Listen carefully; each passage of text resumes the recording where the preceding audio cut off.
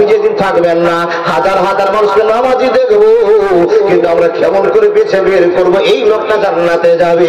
নবীজি বলছেন শুনে নাও তাদের ডেফিনেশন কেমন হতে হবে, লোকগুলো কেমন হবে।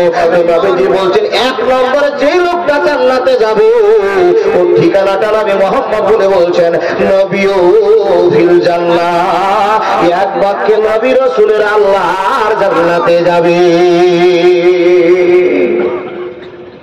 আপনি প্রশ্ন করবেন ভাই ইমদাদুল, বক্তা ইমদাদুল, আমরা তো সবাই জানি নবীরা জান্নাতে যাবেই যাবে, রাসূলেরা জান্নাতে যাবেই যাবে, এই কথাটা বলা দরকার ছিল না। আমরা এতগুলো মানুষ যারা বসে আছে জালসা শুনছি, জালসা শুনে নামাজ রোজা হজ যাকাত করছি, বাপ মার সেবা করছি, মাওলানা গো আমরা কি এক নম্বরে জান্নাতে যাওয়ার ভাগীদারি হতে পারবো না? নবীজি বলছেন অবশ্যই জান্নাতে যাবে। এক নম্বরে জান্নাতে যাবে কারা? নবী মুহাম্মদ বলছেন কান করে শুনে নাও, ইল্লা মান তাবা ওয়া আমানা ওয়া আমিলা আমালান সালিহান ফাউলাইকা ইউবাদদিলুল্লাহু সাইয়্যাতিহিম হাসানাত ওয়া কানাল্লাহু গফুরুর রহিমা। আপন মানুষ চেনা বড় দায় রে, আপন মানুষ বোঝা বড় দায়, চাইলে কানে যায় না বলা, বুকের ভিতর কষ্টের মেলা। আপন মানুষ সবচেয়ে বেশি আপনকে কাঁদায়, আপনকে কাঁদায়, আপন মানুষ চিনা বড় দায় রে, আপন মানুষ বোঝা বড় দায়। বাবুই পাখি ঘর বাঁধিলে হয় না ঘরে ঠায়, ঝড় বাদলে কাটায় রে সে ঘরের দরজায়, পারে না সে ছাড়তে মায়া, ছাড়ে না ঠিকানা। আমি হলাম পথের পথিক, সবই আমার জানা। সময় সুযোগ পেলে মানুষ আপনকে কাঁদায়, আপনকে কাঁদায়, আপন মানুষ চিনা বড় দায় রে, আপন মানুষ বোঝা বড় দায়। জোরে বলুন না নারায়ে তাকবীর। এবার জান্নাতে যাবে কে? কোন লোকগুলো? নবীজি বলছেন ওই লোকেরা এক নম্বর জান্নাতি হবে যাদের কাজ হলো ভুল করা, আর আল্লাহর কাজ হলো কি গো? ক্ষমা করা, মাফ করা। যেই মানুষগুলো অন্যায় করে নিল, কোন কারণবশত চলতে ফিরতে ভুল হয়ে গেল, আর ভুল হয়ে যাওয়ার পর বুঝে নিয়েছে আমার এটা ভুল হয়ে গেছে, মাবুদ তুমি আমাকে ক্ষমা করো, এই কথাটা যারা বলতে পারে তারা এক নম্বর জান্নাতি হবেই হবে ইনশাআল্লাহ। আল্লাহর নবী তাহলে যারা ভুল করে এবং ক্ষমা প্রার্থনা করে তাহলে এক নম্বর জান্নাতি। হ্যাঁ, প্রমাণ একটা কথা বলবো। কার কথা? নবী ইব্রাহিম আলাইহিস সালামের কথা বলবো। আচ্ছা বাবা, ইব্রাহিম নবীর কথা বলছি, আপনাদেরকে মনোযোগ দিয়ে শুনুন। তার আগে আমি এতটি লোক যারা আপনারা বসে আছেন, একটা লোক হাত তুলে বলুন তো, এক সপ্তাহের ভিতরে কোন গুনাহ করি নিমুল বিষয় একটা হাত দেখা। প্রত্যেক দিন গুনাহ করছি, হয়ে যাচ্ছে, কিন্তু ধরতে পারি না কখন কোন কাজে গুনাহ হয়ে গেল। মনে তো মনে ভাবছি কই গুনাহ করেছি, কই গুনাহ করেছি, কিন্তু চলতে ফিরতে হাজার গুনাহ হয়ে গেছে, এটা আমি জানতে পারি না, তাহলে দেখাতে পারলাম না। আচ্ছা বলুন তো বাপ, একটা লোক আমার হাত তুলে বলেন মাওলানা আমার গুনাহ হয়েছে কিনা আমি জানি না, এক সপ্তাহের ভিতরে আমি 2 থেকে 3 বার কিংবা সারা সপ্তাহের ভিতরে আমি আল্লাহর ভয়ে একদিন মসজিদে কেঁদেছি, একটা লোক হাত দেখা। জি, এবার চোখের সমুদ্র শুকিয়ে গেছে, অন্তরে আল্লাহর ভয় নাই।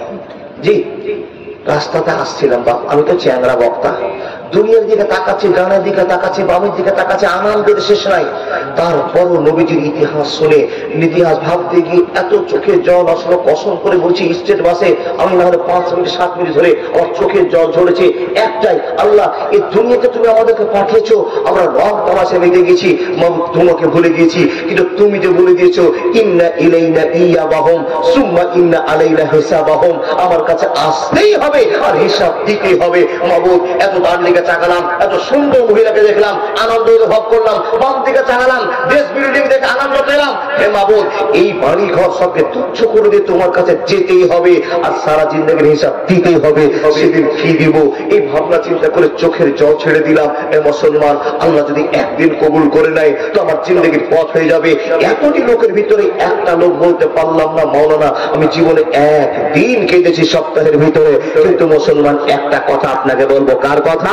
নবী ইব্রাহিমের কথা। আচ্ছা, নবী ইব্রাহিমকে দেখেছেন বাপ? দেখিনি। সুন্দর কথা, দেখিনি কিন্তু নাম শুনেছি। ইব্রাহিম নবীর গল্প বলতে আরম্ভ করলাম।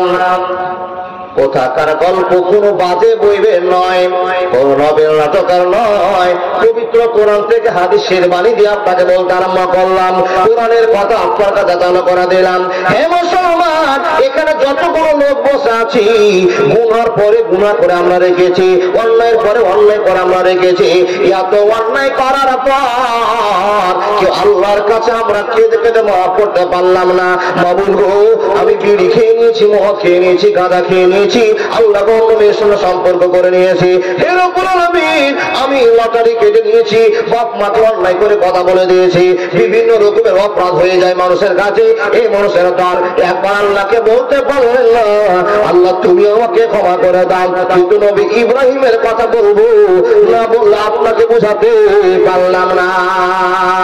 বন্ধুর প্রেমে কি আনন্দ কেউ তো জানে না, প্রেম বিনে প্রাণ বন্ধুরে দেখা পাবে না।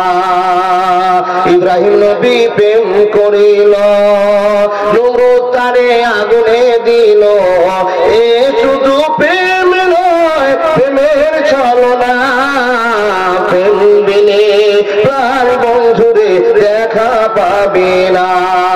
বন্ধুর প্রেমে কি আনন্দ কেউ তো জানে না, প্রেম বিনে প্রাণ বন্ধুরে দেখা পাবে না। একবার জোরে বলুন না সুবহানাল্লাহ। ইব্রাহিম নবীর কথা বলতে আরম্ভ করলাম। হে মানুষের দল, ইব্রাহিম নবী আল্লাহকে একটা প্রশ্ন করলেন, মাবুদ রে, আমি তোমার একজন দোস্ত এবং বন্ধু, আমাকে তুমি ভালোবাসা দেখিয়ে দোস্ত বানিয়েছ। হে মহান রব, তোমার কাছে একটা প্রশ্ন আছে, তুমি আমাকে একবার দেখাও, কাইফা তুহিল মাউতা, আল্লাহ কেমন করে তুমি মৃতকে জিন্দা করে, একবার তোর বন্ধুকে তুমি দেখিয়ে দাও। কে কথাটা বলছেন? ইব্রাহিম নবী। কাকে বলছেন? আল্লাহকে। কেন? ইব্রাহিম নবী বক্তা, নবী তো মানুষের দরবারে গিয়ে বলে, ওই লোকেরা 365টা পূজাকে পূজা বলে মানিও না, দেবতা বলে মানিও না। কেন? আমার বাপের নাম হলো আজাদ। কি বললাম? আজাদ। আমার বাপ বুধ বিক্রেতা ছিল, মূর্তি বিক্রি করত। তো আমার বাপ কোনো কাজে ফেসে যাওয়ার কারণে আমাকে বলেছিল, এই ইব্রাহিম, আজকে আমি বাজারে যেতে পারছি না বা, তো এই যে মূর্তিগুলো আছে 60 টাকা, 50 টাকা, 100 টাকা, 150 টাকা, 300 টাকা করে বাজারে বিক্রি করে এসলো বা। আমি বাপের কথা শুনে বাপের মাথাটা ঠিকই রাখার জন্য নিজে একটা মূর্তির ঢোকসা নিয়ে, ডালি নিয়ে, মূর্তি নিয়ে আমি বাজারে বিক্রি করতে গেলাম। এমন সময় আমার পেচ্ছাপের বারাত, পায়খানার বারাত, কাজা হেলতে দরকার পড়েছে। ইব্রাহিম নবী ডালিটাকে রেখে দিয়ে, মূর্তি সাজানো জিনিসটাকে রেখে দিয়ে একটু সাইডে গিয়েছে। বাবা, যে কোনো কাজে কোনো জন্য প্রমাণ হয়ে যায়, পেচ্ছাপ পায়খানা কাজা হেজা সারার জন্য গিয়েছে। উঠে আসছে, দেখছে তো ডালিতে যে মূর্তিগুলো আছে, মূর্তিগুলোকে ডাইরেক্ট লক্ষ্য করে কুত্তাতে পেচ্ছা করছে। নজরুল্লাহ বলো। ইব্রাহিম নবীর সন্দেহটা ঢুকে গেল। এ আল্লাহ, যদি তুমি দেবতায় হও, যদি তুমি পানি বৃষ্টি করতে পারো, যদি তুমি মানুষকে জন্ম দিতেই পারো, যদি তুমি মানুষের মরণ নিতেই পারো, যদি মানুষকে তুমি খাওয়াতে পারো, তো তোমার গায়ে কুত্তা পেচ্ছা করে দিল, তুমি কেন প্রতিবাদ করলে না? প্রথম প্রশ্ন মাথায় ঢোকলো। আল্লাহ, এই যে আমি মূর্তি বলে এর কাছে কাটাকাটি করে ক্ষমা চাইছি, কিন্তু এই কত বড় ভুল করে দিয়েছি, কত বড় অন্যায় করে দিয়েছি, তুমি কেন প্রতিবাদ করলে না? কেন প্রতিবাদ করলে না? এটা হলো নবী ইব্রাহিমের প্রথম প্রশ্ন। ভুল সিদ্ধান্ত চলতে আরম্ভ করেছে। হে মুসলমানের দল, খুলে বক্তব্য শুনে যান, প্রশংসার হার বেড়ে গেল, প্রশংসার হার বেড়ে গেল। অনেক কথা চলে যাক, বলার দরকার নাই। ইব্রাহিম নবী মানুষকে দিনের দাওয়াত দিতে আরম্ভ করলেন।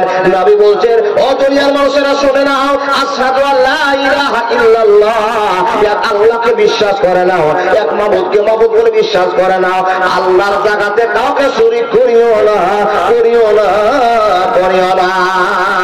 কেন আমার আল্লাহর পরিচয়টা হলো আল্লাহু আহাদ, আল্লাহুস সামাদ, লাম ইয়ালিদ ওয়া লাম ইউলাদ ওয়া লাম ইয়াকুল লাহু কুফুওয়ান আহাদ। আমার আল্লাহর পরিচয়টা হলো এটা। তোমরা কেউ অন্য মাবুদ মানিও না, মানিও না, মানিও না।